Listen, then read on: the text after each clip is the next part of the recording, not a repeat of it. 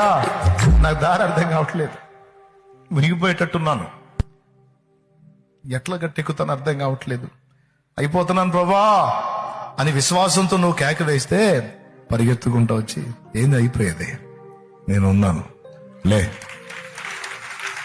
నీ రెక్కల కింద చేతులేసి నిలబెడతాడు ఆయన, నిన్న పైకి లేపి నిలబెడతాడు ఆయన.